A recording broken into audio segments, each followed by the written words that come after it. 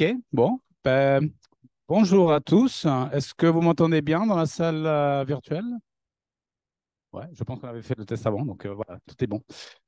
Bienvenue à une nouvelle édition des animations scientifiques d'EcoFog. Aujourd'hui, on a Thierry Breton de l'ONF, qui apparemment a travaillé dans l'ONF depuis longtemps. Parce que Valérie me disait que ça fait un bout de temps que tu es là. Et qui nous va parler des forêts d'intérieur de Guyane et des produits non ligneux et de l'agroforesterie. Donc voilà, Thierry, à toi. Bien, merci. Je vous remercie pour votre accueil dans vos locaux, hein, une salle qu'on connaît. À l'ONF, on sollicite souvent votre salle pour faire nos réunions d'exploitation à faible impact. Voilà. Ça nous décentre un peu de Saint-Laurent et les collègues de Cayenne viennent nous recevoir ici. Avant de présenter mon poste, que j'ai fait sous forme d'un diaporama, mais un diaporama très épuré, hein, pour pouvoir plutôt faire de l'oral, un petit tutoriel rapide. Quand j'ai commencé à l'ONF en 89, j'ai eu mon premier poste 9 ans en métropole. On passe toujours un peu dans l'est de la France ou dans le centre pour faire nos premières armes. Donc, en Champagne-Ardenne, dans les plateaux du Barrois, chênes, hêtres, sur le plateau calcaire, feuillus précieux, voilà, sylviculture classique. On n'avait pas les problèmes de changement climatique maintenant, migration des essences, on n'en parlait pas de tout ça. Ensuite, pourquoi la Guyane? C'est que j'avais un chef de service, Pascal Normand, qui était mon chef dans l'Aube et qui était VAT en Guyane dans les années 90. Et voilà, il parlait toujours de la Guyane. Il m'a fait découvrir la Guyane. On est venu en Guyane en 98. On est venu sur tous les secteurs. On a remonté jusqu'à Maripasoula en pirogue. Voilà, Saint-Laurent. Vous me dites si Saint-Laurent, voilà, ça m'avait flashé sur Saint-Laurent. Et donc, j'ai obtenu un poste en 99 à Saint-Laurent-du-Maroni, triage de Saint-Laurent, donc triage patrimonial, gestion des coupes, accueil du public, les placettes du BAFOG, hein, avec Gaël, avec qui je suis en contact pour le suivi des placettes. Ensuite, donc 23 ans sur ce poste-là, et par la voie des concours, donc j'ai passé deux concours, un en 2020, on a des grades chez nous, chef technicien, et puis après j'ai passé le cadre technique. Et le cadre technique, le problème, c'est que si on l'a, il faut muter physiquement ou par poste. Donc, j'ai demandé la réunion, je n'ai pas eu. Mon but, c'était de rester en Guyane quand même. J'ai demandé un poste de détachement à la DGTM, au service forêt-bois, qui travaille avec la DAF. Je n'ai pas obtenu non plus. Et j'avais un an pour trouver un poste, hein, toute l'année 2022. Et si on ne demande pas de poste, on perd le bénéfice du concours. Après, on n'est pas mis dehors, mais on retourne à son poste antérieur.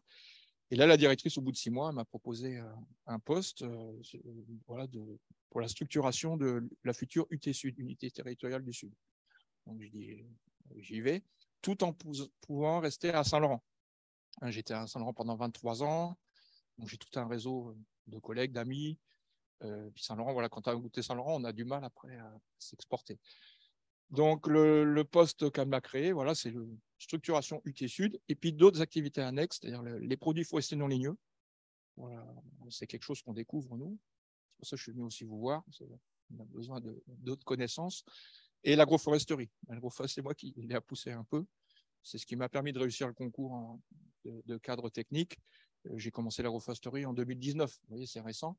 Donc, c'est toute l'accumulation des connaissances avec les placettes. C'est les placettes, je participais aux campagnes de mesure. C'est un bon outil pour apprendre à reconnaître les arbres de tout diamètre confondu sans donner de coup de machette. Parce que les placeaux du BAFOG, c'est des endroits où on ne doit pas toucher aux arbres. Hein, donc là, ce n'est pas nous qui avons créé ça, on hérite ça des anciens. Ça a été créé en 1957. Les premières mesures datent de 1968. Donc on a quand même un historique assez vieux. La première parcelle que j'ai mesurée, c'était le placeau 2 du BAFOG en 2000. Voilà, puis petit à petit. Alors, BAFOG, ça veut dire Bureau agricole et forestier de la Guyane, qui a été créé après la guerre, hein, pour comprendre un peu les. Ouais, non, pas non plus. Pour comprendre un peu les différents systèmes naturels en Guyane liés à l'agriculture et la forêt. Et dans le cadre forestier, ils ont créé ces placettes-là dans les Malgaches, en 4 placettes. Le 1 dans les marécages, donc je l'ai mesuré 2 fois, mais entre les guêpes, les nids de caïmans, les herbes rasoirs, les marécages où on s'enfonce jusqu'à la taille, merci. Et les autres placeaux 2, 3 et 4 qu'on continue encore à suivre. Donc vous y participez. Il y a le CIRAD qui vient aussi. Il y a l'Université de Franche-Comté qui vient pour la pédologie, Éric Lucot et Marc Steinmann, que je connais depuis longtemps. Donc, ils vont m'aider pour la partie agroforesterie, pour les sols. Voilà. Donc, c'est un super outil. Alors, je vais peut-être lancer le diaporama. Alors, diaporama, je vous dis, c'est un support pour présenter un peu l'activité. Et puis après, une fois que je vous ai présenté le poste, soit on déroule tout, il n'y en a pas pour longtemps, et puis après, on pourra échanger. Si vous avez des questions, vous n'hésitez pas aussi, hein, s'il y a des termes qui sont un peu bizarres. Il y a des termes que j'ai écrits en abrégé pour que ça tienne moins de place, mais je vais les détailler quand même. Alors, pourquoi je suis venu vous voir? C'est la directrice, Catherine Latreille, m'a dit avec ce poste-là, c'est un poste un peu spécial. Donc, il faut que tu rencontres tout le monde. Et tout le monde, c'est les chercheurs, les institutionnels, les mairies, la CTG, mais doucement, hein, parce que c'est quand même eux qui tiennent les fonds FEDER. Donc, moi, des fonds FEDER, je vais en avoir besoin pour l'agroforesterie. Donc, il faut aussi aller les voir, mais j'irai avec la directrice. Hein. Il ne faut pas que j'arrive avec mes grands chevaux, le garde du coin qui est tout imposé. Voilà. Donc, Office des forêts, voilà, direction territoriale de Guyane. Comment on est structuré? La direction territoriale est à Cayenne. On a 2 UT pour l'instant, Cayenne et Saint-Laurent. Et par la suite, c'est dans l'information, on y va doucement parce que créer une UT, c'est rare à l'ONF. On en supprime en métropole. Donc, on va être les seuls. Moi, je suis content de faire partie de ça. On va créer une UT. Alors, je dis ça à mes collègues de métropole, mais c'est pas possible. Tu as endormi les gens. Donc voilà, on va créer une UT parce que le territoire n'est pas le même. Le sud de la Guyane, c'est encore autre chose. Donc, présentation du poste. Donc voilà, chef de projet, structuration de l'unité sud, l'unité territoriale sud. Donc, je ne suis pas encore chef d'unité, ce n'est pas ça qui est prévu, chef de projet pour structurer tout ça, c'est-à-dire mettre en place une équipe, rencontrer les gens, la filière, tout ce que je vais détailler, la filière bois, le foncier et autres. Alors, les territoires, donc pour l'instant, c'est Maripasoula, Saül, Papaïcheton. Hein. J'ai mis Saül exprès au milieu, alors que Maripasoula, c'est très lié à Papaïcheton, il y a 3/4 d'heure de quad pour y aller. Je vais physiquement sur le territoire là-bas, hein. Je ne fais pas ça en vidéo. Il y a un collègue sur le terrain, mais on y va ensemble. Donc Maripasoula, Saül, Papaïcheton pour le moment, mais il y aura vocation à avoir Grand Senti et Apatou, qui va faire partie un peu des forêts du Sud aussi. Donc, vous voyez, alors il n'y a pas Camopi. Pourquoi? C'est parce que c'est en SDUC, principalement en zone de la SDUC, c'est zone de droit d'usage communautaire. Pardon, collective. Oui, oui, oui. Non, mais il faut me corriger si. Voilà, c'est une zone amérindienne où nous, on n'a pas de gestion. Hein. On a des SDUC à Saint-Laurent. On intervient à leur demande s'ils ont besoin d'un soutien technique, quand ils se font voler du bois ou des abattis. Donc, on fait un peu de police, mais c'est eux qui font les démarches après pour porter plainte auprès des instances. Alors, territoire, c'est fait. Définition du poste. Voilà, alors le terme, voilà, sur la fiche de poste, gestion multifonctionnelle et durable des forêts du Sud. Oh, plus de 2,5 millions d'hectares hein, quand même. C'est la DRA, on a une directive régionale d'aménagement, donc c'est puissant en surface. Hein. C'est à l'échelle de la Guyane. Multifonctionnel, ça veut dire que c'est pas que gestion des coupes, ça peut être recherche, accueil du public, foncier, aide à l'agriculture. Voilà. Alors, quelque chose d'important, hein, concertation permanente avec le PAG, hein, le Parc national du Sud. Nous, on était présents à Maripasoula dans les années 2000. Il y avait un agent. On a laissé tomber un peu le terrain. Le PAG est là, il est présent. Voilà, il y a la zone cœur de parc. Il y a la zone de libre adhésion dont fait partie Maripasoula et les zones dont je vais m'occuper. Donc là, ils sont présents à Maripasoula, à Saül. Il y a quelqu'un aussi qui est à Papaïcheton. Donc, c'est en concertation permanente avec eux. C'est pas qu'on arrive et on déroule tout, on envoie les débusqueurs sans qu'ils soient au courant. Voilà, et c'est normal. Hein, c'est un appui, ils sont là sur le terrain. Et je parlerai des ressources humaines après, on n'est pas beaucoup, hein, on est 1,5 pour l'instant. Alors, tac, je reprends là. Voilà, le premier thème, structuration et alimentation de la filière bois. C'est notre cœur de métier, hein, notre rôle, que ce soit ici ou en métropole, c'est d'alimenter la filière bois locale et puis peut-être à l'exportation aux Antilles et en métropole. Hein. Donc, je reviendrai en détail après. La gestion foncière, c'est tout ce qui est les abattis, soit en avance, les gens font des dossiers par les CAF, les commissions d'attribution foncière, ou les zones de droit d'usage, justement. Hein. On peut aider les communautés amérindiennes et Bushinengue à Saint-Laurent. On a une SDUC noir-marron du village Saint-Jean. Hein, ils ont une SDUC sur la zone à Patou. Il n'y a pas que les Amérindiens. Gestion des PFNL, voilà, là c'est quelque chose qui est tout nouveau sur le poste, c'est mon deuxième axe. Produits forestiers non ligneux, c'est tout ce qui concerne la forêt hors planche. C'est vaste, hein. Vous allez voir, ça va être des fruits, des écorces, des feuilles, des molécules. J'ai rencontré Biostratège, Biosavane, Yana Wasai. Alors c'est quelque chose qui est tout nouveau pour nous. Hein, donc je vais détailler après. Ensuite, développement de l'agroforesterie. Voilà, ça c'est le petit plus que j'ai rajouté sur mon poste. Il a fallu que je me défende. Parce qu'à l'ONF, l'agroforesterie, c'est pas tout le monde qui est d'accord avec ça. Et donc ça, c'était le petit plus. Je détaillerai après. Alors ensuite, je reviens. Alors qu'est-ce que c'est la structuration et l'alimentation de la filière bois?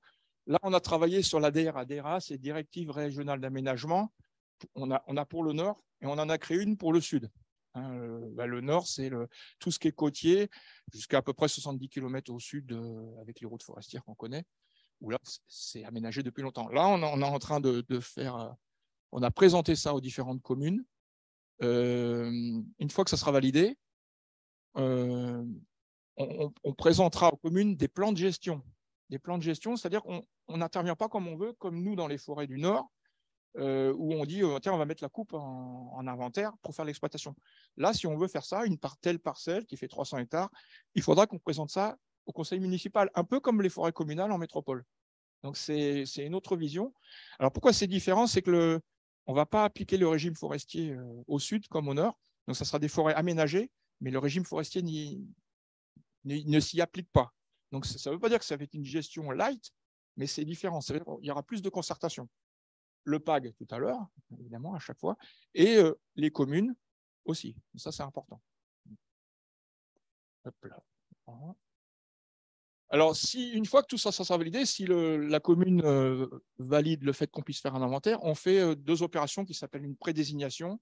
Prédésignation, c'est-à-dire un agent part avec un ou deux ouvriers pour aller voir un peu les passages obligés, les futures routes forestières, et voir s'il y a un potentiel d'inventaire.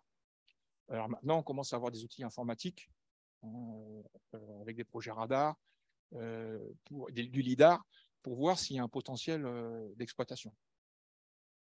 Ensuite, on fait la désignation, c'est-à-dire une fois qu'on a défini ça, on envoie une équipe d'ouvriers forestiers. L'UP, ça veut dire l'unité de production travaux. Il y a une équipe à Cayenne, une équipe à Saint-Laurent. C'est des gars qui sont très forts en botanique de terrain et savent reconnaître tout type d'essence, du SMI jusqu'à l'âge adulte. Alors, ils n'arrivent pas comme ça, ils sont formés au fil du temps. Hein, je pense qu'avec le CIRAD, c'est pareil. Ils ont des anciens, j'ai connu les anciens Saramacca. Le point faible chez nous, c'est de pouvoir continuer à former des gens qui ont envie. Hein, la botanique d'ici, c'est compliqué. Hein, et voilà, c'est un métier qui ne s'apprend pas en 5 minutes. Ce n'est pas un logiciel Excel ou QGIS. Et la désignation, voilà, ils inventorient tous les arbres avec un protocole, hein, tous les arbres à exploiter en respectant les 5 tiges à l'hectare. Voilà. On ne rase pas toute la forêt. Hein. Le but, c'est 65 ans plus tard qu'on puisse revenir dans la parcelle. S'il n'y a pas d'autres problèmes qui se greffent dessus avec le changement climatique qu'on commence à voir, on pourra en parler après. Si vous voulez, j'ai vu ça sur les placettes avec certaines essences. Ensuite, une fois que c'est inventorié, on a un volume à exploiter avec un nombre de tiges par parcelle. On propose des parcelles en vente à un exploitant forestier qui est déclaré, qui a fait ses formations bûcheronnage, débardage. Voilà, on a tout un processus. Après, on ne met pas n'importe qui dans une parcelle en exploitation. La gestion foncière, alors on traite différents types de demandes foncières. Les CAF, hein, commission d'attribution foncière, collectivité, c'est-à-dire c'est les communes qui demandent des terrains pour construire un lycée, un lotissement. Donc on décharge les territoires n'appartiennent pas à l'ONF. Hein. C'est souvent dit l'ONF. Non, on est gestionnaire. Pour l'instant, si un jour le gouvernement dit c'est plus l'ONF, c'est telle structure, voilà, ça sera comme ça. On gère les forêts. Le domaine privé de l'État, depuis 1967, l'ONF à peu près. Hein, voilà. Avant, c'était les eaux et forêts. Et l'ONF a été créé pour que ce soit un peu plus industriel. Et des fois, c'est un peu, hein, c'est un peu chaud, mais voilà, c'est notre rôle. Et les CAF agricoles, bon, bah, c'est les gens qui demandent des terrains de 2 à 20 ou 30 hectares, selon ce qu'ils veulent en faire, soit de la bâtie traditionnelle, soit de l'arboriculture ou de l'élevage bovin. À ce moment-là, il y a besoin d'un peu plus d'espace. Ça ne va pas plus que 50 hectares. Moi, depuis 23 ans, je traite des enquêtes foncières. 50 hectares, c'est quelqu'un qui va mettre du bovin, mais c'est un animal par hectare. Hein, c'est la nourriture, l'appétence, ce n'est pas la même que dans les prés de Normandie. Alors, on traite ces demandes-là. Alors, quand on traite ces demandes-là, on a un dossier technique à créer, mais on fait un traitement SIG, c'est-à-dire on utilise différents outils, le projet radar, pour voir les déboisements successifs qu'il y a eu depuis juin 2016. Hein, on a quand même un historique. Carte satellite, carte au 25 millième ou au 50. Et ensuite, on visite le terrain avec le demandeur. Alors ça, on a du mal parce que, comme tout le monde, on est contraint, on a moins de temps. Vous me dites, hein, si je suis plus dans le timing. Mais quand on va sur le terrain, c'est important d'échanger. Alors après, on peut mutualiser avec la DAF, par exemple, pour éviter de faire 2 fois la même enquête, parce qu'on a à peu près la même vision des choses. C'est pas la peine qu'on aille voir 2 fois les 2 mêmes personnes. Soit on y va ensemble, soit on partage. On va voir comment on va évoluer là-dessus. Alors évidemment, à Maripasoula, Saül, le gars, il ne m'appelle pas, tu viens à Saül pour faire une enquête. On programme un billet d'avion pour Saül et on va en coupler plusieurs avec le collègue pour aller en visiter. Bon, bah, Saül, ça va, c'est pas la foule, hein. Mais c'est important, parce que moi j'ai des discours, Saül, ouais, mais Saül, non, mais Saül, c'est important. Il y a une communauté qui habite là-bas, il y a des gens qui ont l'agnac, on va faire des choses avec, justement en agroforesterie, j'ai un projet avec certains agriculteurs. Ensuite, les PFNL, voilà. Là, c'est sur l'ensemble du territoire de la Guyane, c'est pas que Maripasoula, Papaïston, Saül, c'est-à-dire, voilà, les collègues, bon, ben, Thibault, lui, s'occupe de la zone ONF Kourou. Ben, le 13 juillet, on va visiter un terrain d'une personne qui a un bail amphithéotique de 20 hectares, qui est entre Kourou et Makouria, hein, c'est ça, hein. Et la personne, elle sait que l'ONF, c'est pas moi qui suis allé les chercher, je suis content, ils viennent au renseignement, ils sont à l'intermédiaire de Thibault. Donc, avec le collègue de terrain, on va aller visiter ça, voir quel est leur projet. C'est pas dire on vous impose notre système, leurs ressources financières, s'ils en ont ou pas. Hein, s'ils n'en ont pas, bah, essayer de trouver quelque chose pour pouvoir les aider. Donc, voilà. Sur l'ensemble du territoire, donc là, les produits forestiers ligneux, comme je vous ai dit, bah, ça peut être même à Saint-Georges-de-l'Oyapock, l'argent qui est là-bas, s'il y a un potentiel, feuille d'argent, par exemple, c'est un cèdre, hein, un apichi, il y a pas mal de choses à faire avec. C'est pas que manger, il y a aussi de la cosmétique, et puis de la recherche un petit peu assez pointue, ce que fait Biostratège. À titre d'exemple, voilà, les komous, les patawas en cueillette. Pourquoi je parle du komou patawa? Parce que c'est le palmier arborescent. Alors je veux bien dire arbre, hein, je ne sais pas si vous lisez Francis Allais, lui, ça ne le dérange pas. Alors, il est revenu là-dessus, hein, j'ai vu une vidéo de lui qui est assez récente. Il ne veut plus dire que arbre, c'est quelque chose qui est érigé parce qu'il a vu des arbres qui étaient rampants, quoi. Alors, voilà, donc ça, c'est bien parce que c'est un monsieur quand même s'il est dur en caractère, mais on apprend beaucoup de choses de lui sur la forêt. Donc, Komou patawa, pourquoi c'est intéressant? Ils sont un peu dispersés, un peu comme des arbres qu'on va exploiter.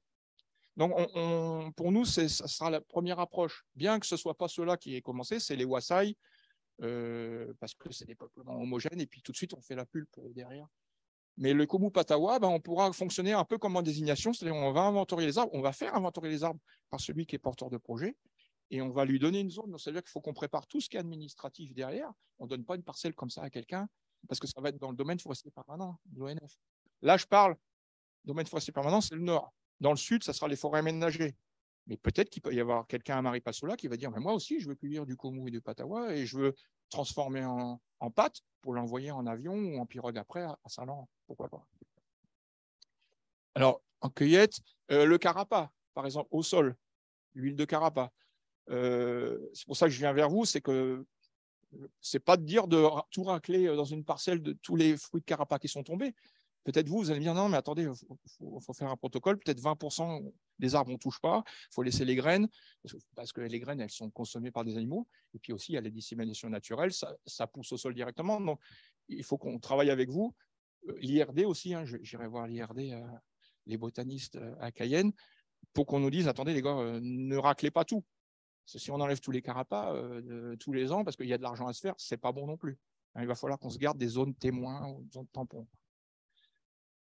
Le palmier bâche, le palmier bâche, c'est pareil. Voilà, une fois que j'ai eu le poste, je connais des dames à Rawak qui sont à Saint-Laurent. Ils sont intéressés par le palmier bâche. Alors, parce qu'ils ont des contacts avec le Guyana, avec les communautés amérindiennes là-bas, avec le palmier bâche, ils vous font des hamacs avec. Quoi. Et ils font plein de choses. On peut se nourrir avec, on peut faire du vin, on peut faire des pâtes de fruits. Voilà, c'est un palmier. Alors évidemment, nous, quand on parle du palmier bâche, les forestiers, oh, attention, on ne va pas pouvoir couper de bois, parce que c'est des zones marécageuses. Mais justement, il va falloir gérer autrement. Hein. Je pense au Wassai. Il y en a un Wassai, ils ont une parcelle sur Regina. C'est dans les marécages.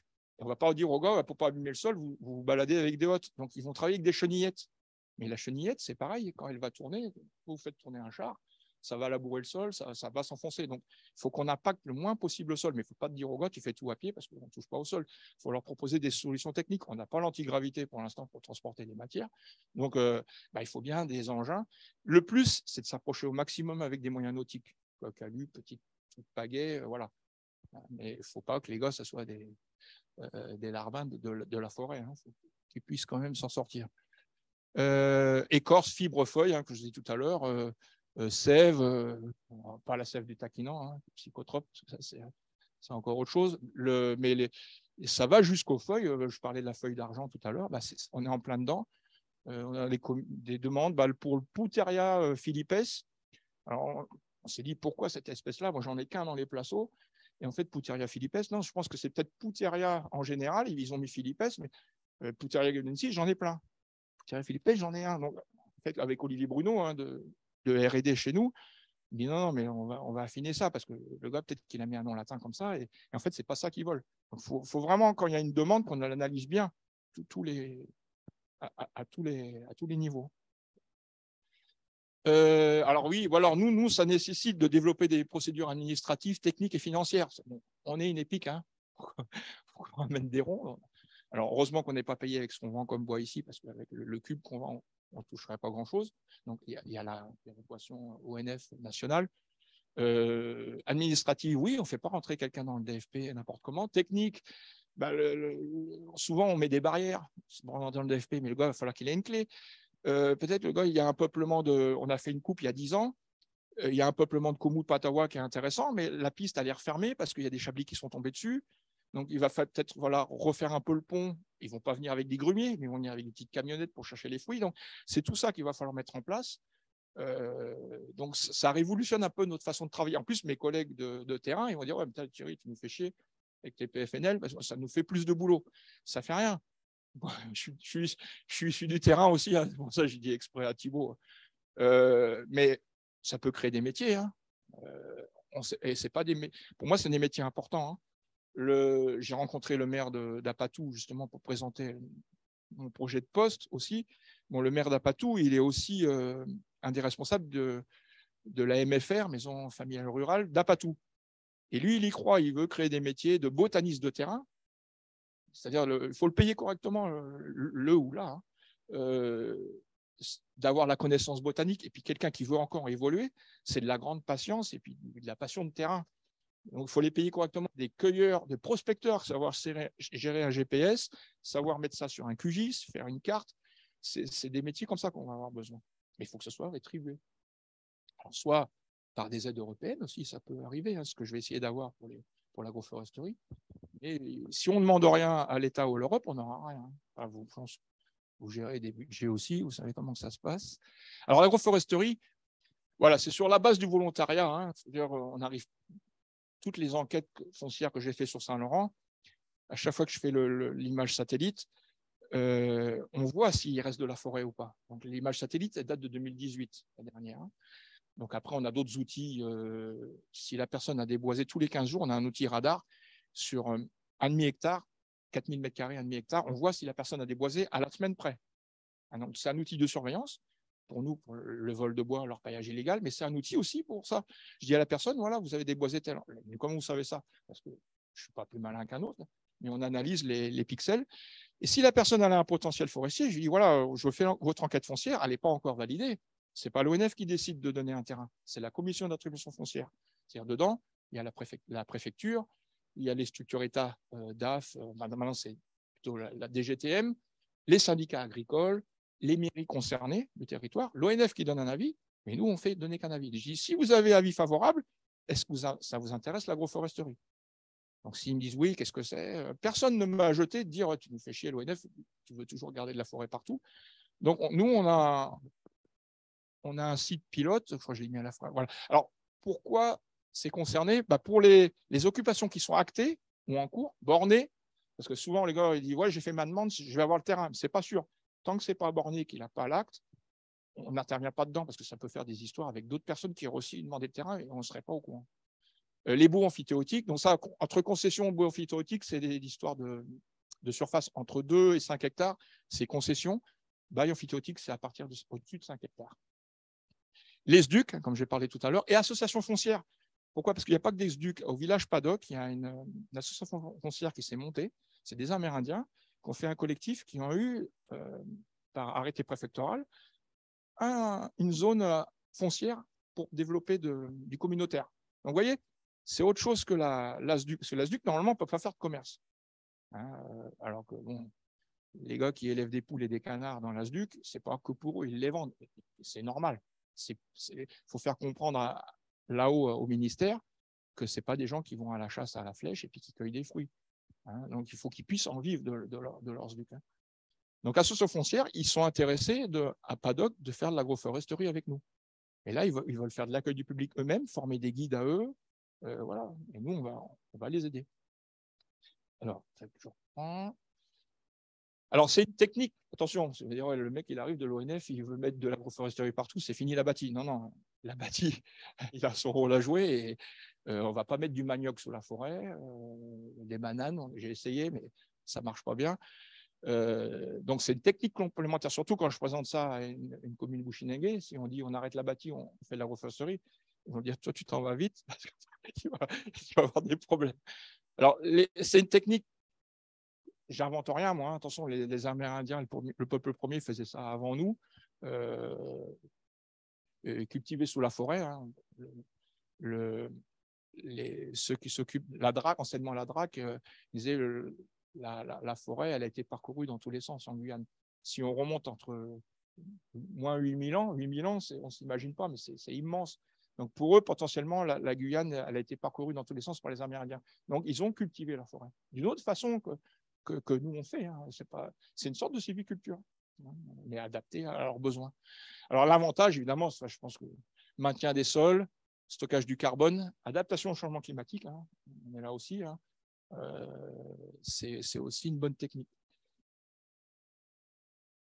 Alors voilà, depuis 2019, on a développé un partenariat avec une agricultrice bouchinengue à Saint-Laurent. Il y en a qui parlent bouchinengue parmi vous ou pas? Non, parce que je vais utiliser des termes qui sont propres à eux, comme pour les Brésiliens. Nous, quand on dit il y a la bâtie, puis après il y a la forêt. Alors, vous me corrigez s'il y a des choses que vous connaissez que je ne connais pas. Alors, pour les Brésiliens, la bâtie, c'est rosa. La bâtie qui se reboise naturellement, on appelle ça capoeira. Et la bâtie qui devient une forêt, ça s'appelle capoeiron. En Bushinengue, il y a la bâtie, à Goon. Le guagua, c'est la bâtie qu'on a laissée se reposer, qui a entre 5 et 10 ans. Et le lépikawe, c'est une trentaine d'années. Donc voilà, la dame avec qui je travaille, elle a 10 hectares, elle a une partie en abatis ouvert, une partie en guagua, une partie en lépikawe et une partie en forêt très peu, je ne dis pas primaire, on dit ça plus ou moins, de plus ou moins grande naturalité, le terme. C'est-à-dire qui a été peu impacté. Mais ça, on ne peut pas le savoir, on ne voit rien. Mais avec des arbres qui ressemblent à la forêt de l'ONF, avant qu'on fasse un inventaire. Donc là-dedans, nous, on a développé un protocole d'inventaire. Je crois que ça vient juste après. Alors voilà. Alors ça, bon, je ne vais pas forcément le grossir, je vais le mettre devant. C'est un peu comme les placeaux du BAFOG. J'ai utilisé le même système, c'est des carrés qui font 25 mètres de côté, dans lequel on a tout inventorié, sauf que les placeaux du BAFOG, c'était des layons tous les 25 mètres parce que ils travaillaient à la boussole, les anciens quand même. Et sauf maintenant, ça coûte moins cher en création puis en entretien, j'ai fait des placettes sans layons. C'est-à-dire, par contre, on connaît des points de repère. Chaque coin, pas un piqué, mais je mets une rubalise, on a toute une codification à l'intermédiaire et puis au milieu. Et chaque point, c'est un système de coordonnées où avec un laser, je pointe la longueur, la boussole, l'angle, et avec sinus cosinus sur Excel, ça me place tout en abscisse en ordonnée. Donc là, vous avez un carré qui est complètement fini. Vous voyez ça, c'est l'arbre avec son houppier. Ça, c'est l'influence de son houppier. Vous voyez, celui-là, il a son houppier là. Alors, j'ai rien inventé. Hein. Emmanuel Torquebio, il a sorti ça en juin 2022. C'est un monsieur qui est agronome et qui s'intéresse fortement à la forêt tropicale, mais qui a travaillé plus en Afrique et en Asie. Donc, j'ai utilisé son système, sauf qu'il prenait ça avec des mesures. Moi, c'est une bulle Excel. Hein. Sur le terrain, je dessine et je fais une bulle Excel la plus proche possible de ce que j'ai dessiné du terrain. Alors là-dedans, on a tous les arbres, les palmiers, les lianes, ça c'est en rose, et puis les trucs qu'on a plantés. Voilà, ça c'est en vert. Là, les petits trucs entourés en bleu, c'est les tiges qu'on a coupées à une certaine hauteur pour faire monter du poivre, par exemple, hein, ou de la vanille. Voilà. Donc là, vous dites, OK, il y a des numéros, il y a des chiffres, et puis des. Voilà. Là, ça, c'est la partie qui ressemble à ce que je t'envoie des historiques. Chaque numéro renvoie à un nom latin, Astrocarium sophilum, Murumuru, Arecacé, le code ID taxon. Après, on a d'autres codes, je ne vais pas détailler aujourd'hui. Et puis, les petites caractéristiques, EPL, ça veut dire entouré par une liane, coupé pour, telle date, voilà. Là-dedans, on a un suivi très fin. Donc, c'est ça qu'on peut installer pour les gens en agroforesterie. Voilà. Donc, voilà le dernier outil. Alors, je vais vous laisser poser des questions sur n'importe quel des 4 thèmes sur lesquels j'interviens. Allez-y. Merci déjà de m'avoir écouté. Thierry, merci beaucoup pour ta présentation. C'était vraiment fascinant. Alors, je vais commencer comme traditionnellement avec la salle virtuelle. Est-ce qu'il y a des gens dans la salle virtuelle qui voudraient poser des questions à Thierry? Oui, non, moi j'en ai des questions. En fait, moi, quand je suis arrivé ici en Guyane, ma compréhension, c'était qu'il y avait le domaine forestier permanent qui était réservé pour la production de bois et l'exploitation, mais que toute la partie sud était réservée plutôt pour la conservation. Alors, je comprends absolument aussi les besoins des peuples locaux, qui sont Camopi, Saül, machin, de pouvoir se développer économiquement.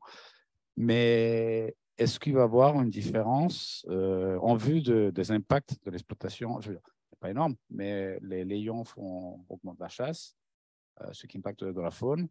Est-ce qu'il y aura des différences entre la gestion du domaine forestier permanent et ce qui se passera à l'intérieur? Au nord, OK.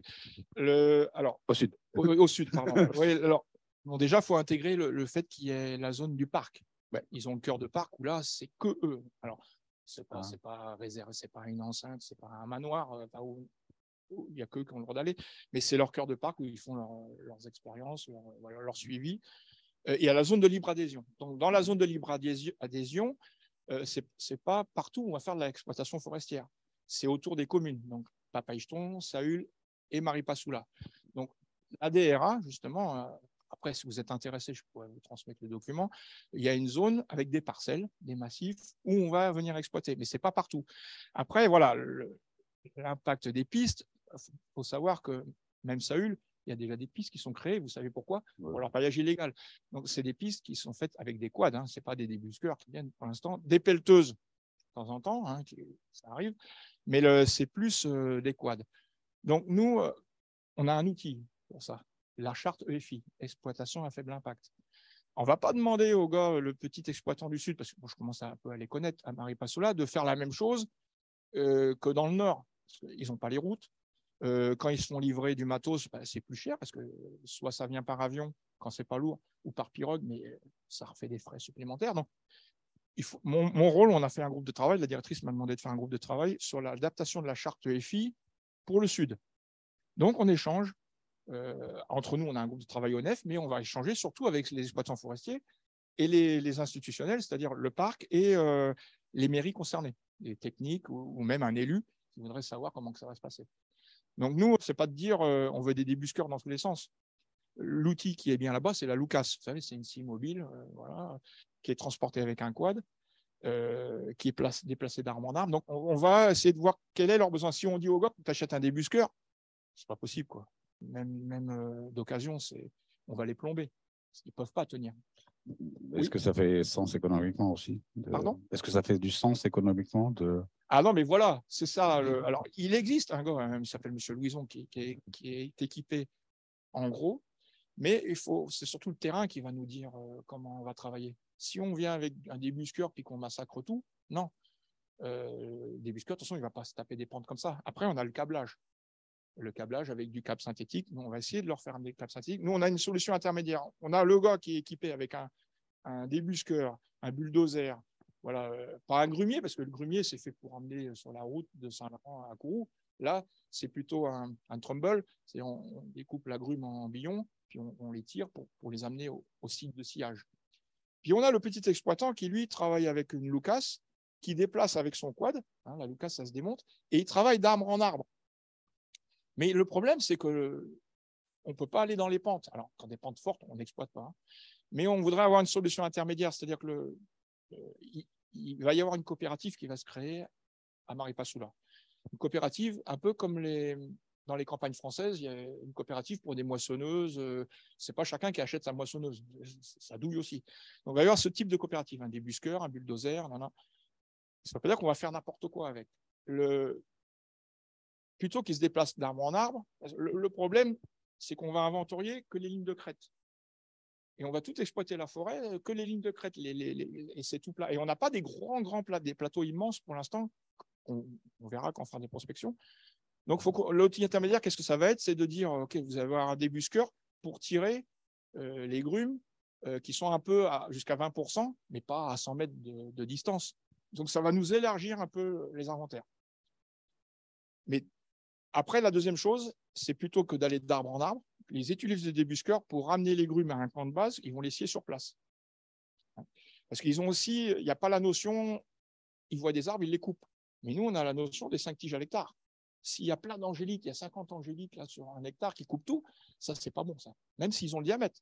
Il faut que nous, on garde les 5 tiges à l'hectare. Donc, il va falloir qu'on les accompagne là-dessus avec l'outil GPS, comme on fait nous dans les coupes de défruitage. Hein. Mais l'inventaire, quand on voit une coupe d'inventaire dans le Nord, le gars, il n'a pas à s'occuper. Les ouvriers inventorient. S'il y a trop de tiges à l'hectare, c'est nous qui les enlevons. Et dans le GPS, il n'a que les tiges qu'il a exploitées. Même s'il y a une étiquette, elle n'est pas dans le GPS, il n'exploite pas. S'il l'exploite, il n'y a pas de sanction, mais on fait attention à ça. Parce que derrière, on est certifié PEFC dans le Nord. Hein. Donc, on est surveillé là-dessus. Dans le Sud, doucement, hein, déjà commencé, on sera peut-être certifié FSC, on va demander. Qui n'est pas plus simple, mais plus adapté aux forêts du Sud. Mais c'est vrai qu'il va falloir faire attention de ne pas débouler avec des gros engins puis de faire des pistes dans tous les sens. Non, non.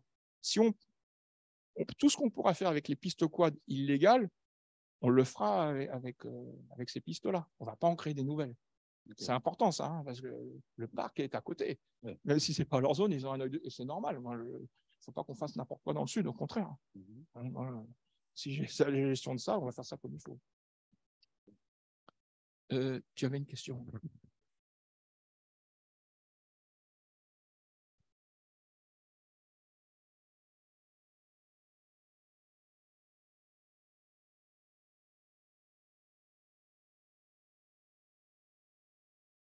Alors, d'accord. Alors, pour la charte EFI et le PFNL, c'était cette année. Mais voilà, on ne rencontre pas les gens facilement comme ici, je viens de voir. Donc là, en octobre, on va rencontrer les gens de Saül. Il y a 2 exploitants. Hein. C'est pas non plus, mais c'est important. Pour moi, je les mets à la même hauteur que Maripasoula, Papaichton. Parce que sinon, on va droit dans le mur. Et Maripasoula, Papaichton, il y a un peu plus de monde. Il y a une association qui s'appelle aussi Yann Kumulutu, qui s'est développée. Ça veut dire, c'est du vieux Aluku. Ça veut dire les racines du fromager. Alors, moi, je parle Djouka. Mais le vieux Yaloukou, le vieux Djouka, j'ai appris qu'il y avait le vieux Djouka aussi. Mes collègues Djouka me disent, mais nous aussi, on a du vieux Djouka, il y a du vieux Saramaka. Donc, c'est encore une autre norme. Il y avait le vieux français avant, voilà, c'est pareil. L'échéance, c'est cette année, on va dire, pour les deux, parce que la directrice m'a dit, ouais, c'est court. Non, mais ça va rallonger. Les PFNL, je pensais que ça allait être plus simple, mais non. Parce que, en fait, non, mais il faut que j'échange avec vous. Si je vous dis, oh, les gars, on est au mois de septembre, ça y est, il faut ça pour le mois d'octobre. Je vais venir vous voir, je vais vous faire visiter des choses. Non, je vais rallonger avec la directrice. L'agroforesterie, c'est un sujet annexe, mais vous pouvez me poser la question aussi, par quoi je suis payé? Je suis payé par l'ONF, mais c'est l'action 2 de l'AMICDOM, où dedans, il y a marqué gestion de la filière bois, mais il y a une phrase aussi qui est intéressante. C'est marqué les itinéraires techniques agroforestiers et sylvo-pastoraux. On est en dedans. Hein, c'est pour ça que, bon, alors évidemment, il ne faudrait pas que j'y passe 70% de mon temps sur l'agroforesterie. Voilà, je sais gérer ça. Mais pour moi, c'est un outil fédérateur. Pas qu'avec vous, c'est surtout les agriculteurs. Il n'y a personne qui m'a dit non, mais venez, vous nous faites chier avec votre truc. Les gens sont curieux. Bushinengue, créole, métro, des gens qui ont de l'argent, des gens qui n'en ont pas. Il y a une curiosité. Donc, pardon? La CTG, alors la directrice m'a demandé de ne pas venir la voir tout seul. Non, non, j'irai avec elle. Je sais aussi parler. Non, non, il faut y aller doucement parce que vous savez qu'avant, c'était la DAF qui gérait les fonds fédères. Maintenant, c'est eux. Et c'est comme ça. Hein, si on va en Corse, c'est pareil. La communauté territoriale qui commande. L'ONF, on n'a pas le même discours que si on est dans le quart nord-est. Hein, c'est normal. Moi, ça ne me pose pas de soucis. Je m'adapte. Ça ne me dérange pas que si c'est quelqu'un de CTG qui me commande par rapport à l'argent. À partir du moment où il en donne, ça va.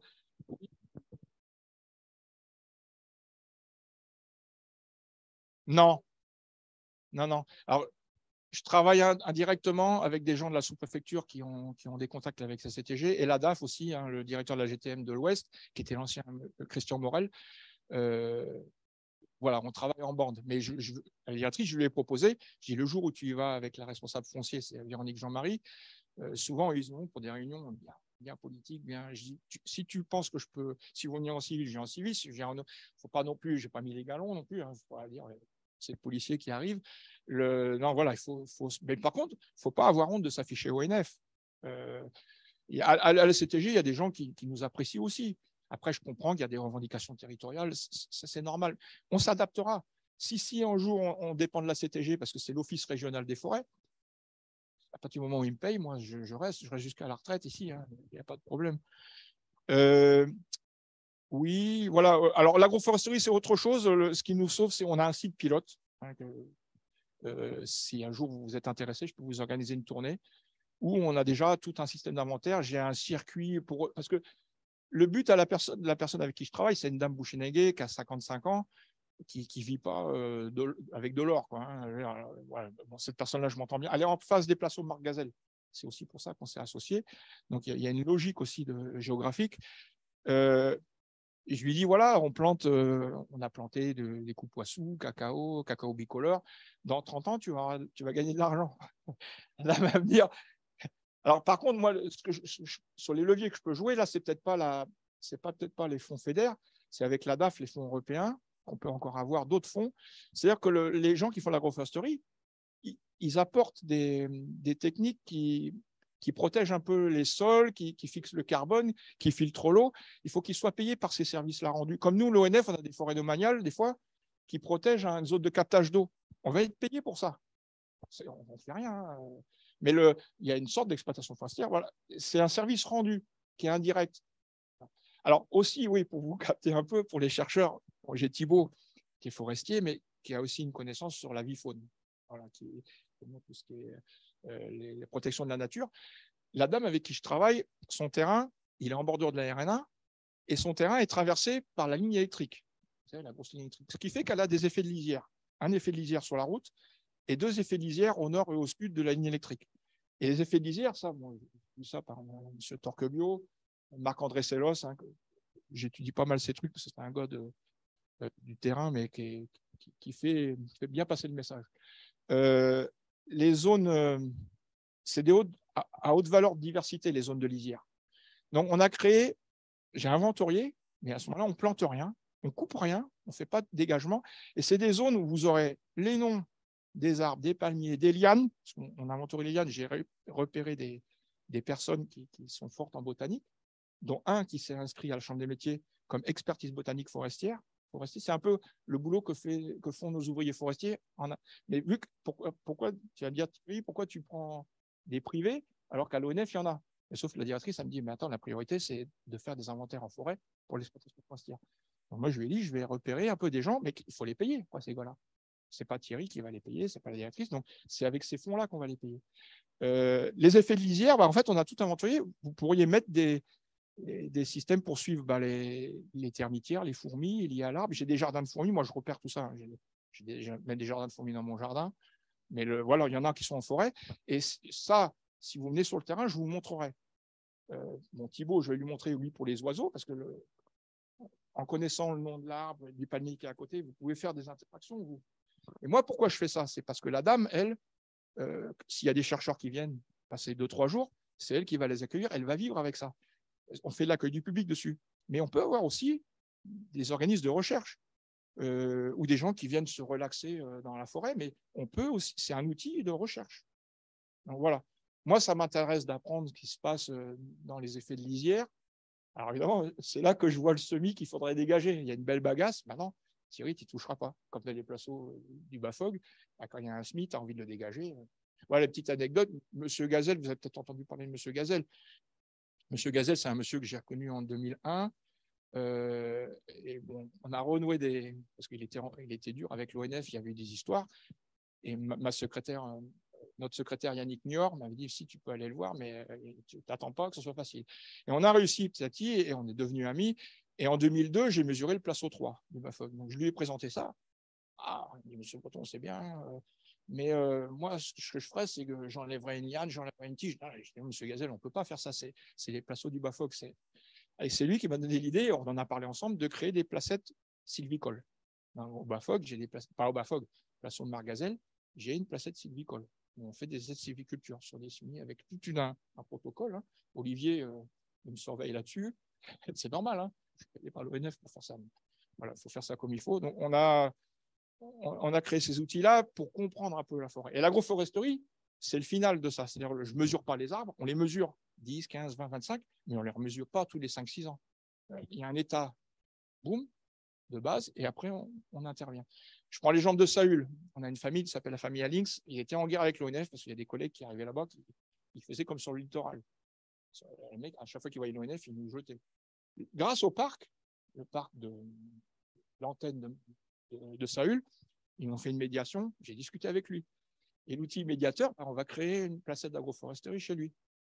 Sauf chez lui, bon, il a 2 filles qui ont une trentaine d'années. Il y en a une, a dit, moi, je vais faire l'agroforesterie, mais ce n'est pas que pour produire, c'est pour faire de l'accueil du public. Ah, Saül, on est là-dedans. Alors après, voilà, à l'ONF, on m'a dit, ouais, mais pourquoi tu t'es mis avec la famille Alynx, comme si il m'avait donné des sous pour que je fasse avec lui. J'ai dit, non, c'est un tremplin, mais il y a un monsieur qui fait du cacao, je vais aller le voir. Quand on est allé à Saül, il prenait l'avion et il est revenu quand nous, on partait.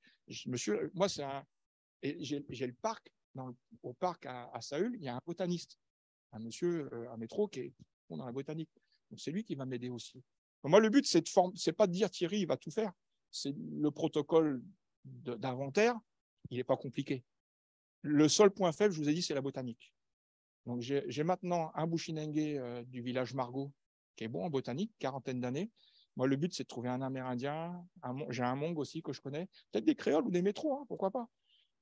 Après, un jeune, il va dire, mais moi, je suis fort en informatique, moi, ton truc, je vais te le transformer. Je ne vais pas faire ça avec Excel, je vais faire ça avec QGIS.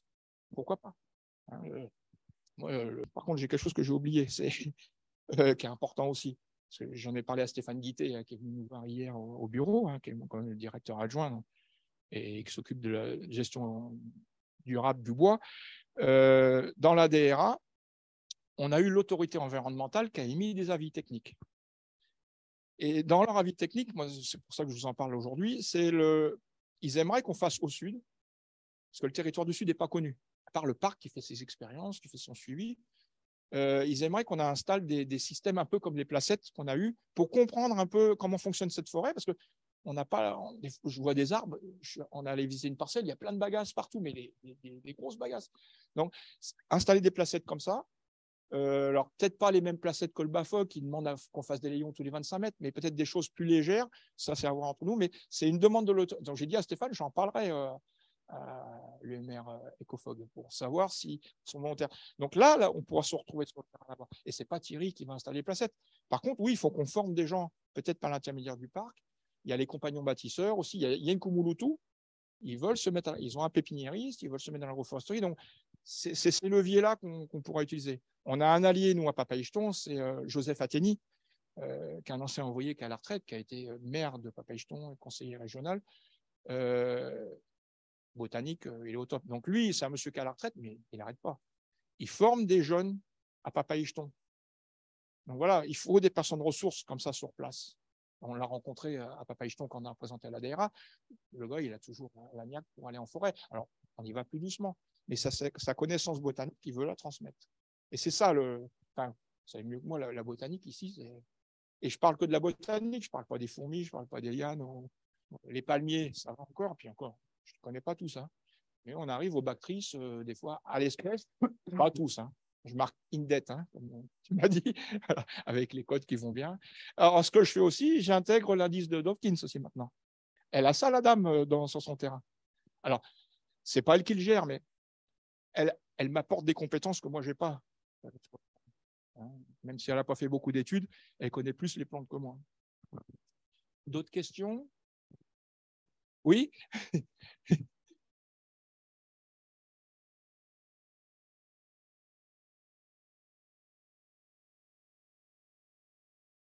Alors, soit vous voulez que ce soit dans le cadre du MR Ecofog. Je le nomme bien ou alors il ne faut pas le nommer comme ça.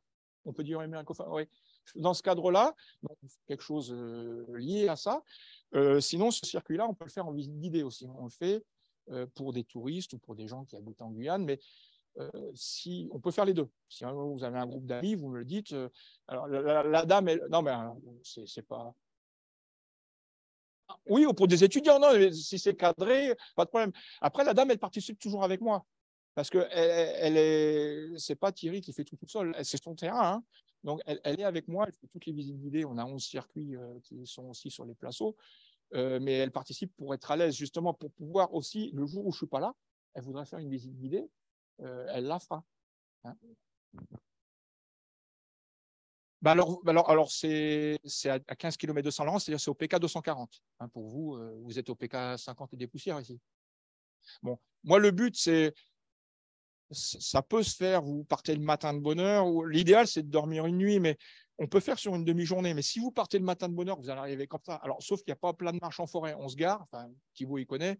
Par contre, vous n'êtes pas encore allé en forêt. Hein. On va en faire une bientôt. On n'a pas beaucoup de déplacements en forêt. C'est un peu comme les placeaux du Bafog. On est à 5 minutes de la route. On se gare et je vous montre ce qu'on fait. Après, moi, le but de vous emmener, c'est pas pour vous en mettre plein les yeux, c'est aussi vous dire, nous, on n'aurait pas fait comme ça, on n'aurait pas planté ça. Est-ce que tu pourrais intégrer cette donnée? C'est ça que je veux pour faire évoluer son outil à la dame. Ça ne veut pas dire que vous avez vu les houppiers où j'ai dessiné les houppiers. On ne va pas le faire peut-être chez la dame à Kourou. Elle va dire non, mais moi, je m'en fous de la 10 Dawkins ou l'impact du houppier. Moi, ce que je veux, c'est de savoir ce qu'il y a au-dessus. Pourquoi savoir ce qu'il y a au-dessus? Si c'est un marron noir, vous connaissez le moine, je les verrai. Vous êtes tous un peu botanistes ou pas? Oui, oui, toi, je les verrai indet, hein, ou quoi. Voilà, on sait que si on plante sous c'est un arbre sciaphile, en plus, il fait beaucoup d'ombre. J'aime bien les marrons noirs. Par contre, quand il y en a plein, si je plante quelque chose à côté, je vais le couper.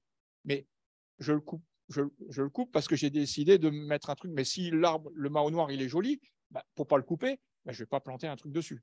Hein, sur un carré de 25 mètres de côté, on plante à peu près 12 à 14 arbres, petits arbres, hein, qui vont pousser au suite. Alors, ça ne marche pas tout le temps. Il y en a qui ont été secs. J'ai planté des abricots de pays avec madame. Juste avant qu'ils fassent un peu sec, clac, on les rechange. En ce moment-là, c'est marqué. On les a changés telle date. Parce qu'il faut se dire pourquoi il y a un échec. Si j'ai planté, puis après j'abats, puis ça tombe dessus, on va me dire, tu aurais peut-être dû planter après avoir coupé. Ça se vaut les deux techniques. Hein, on fait ça. Ouais. Vous voulez dire quelque chose encore ou... Ça va? Oui. Alors voilà, je peux vous organiser ça.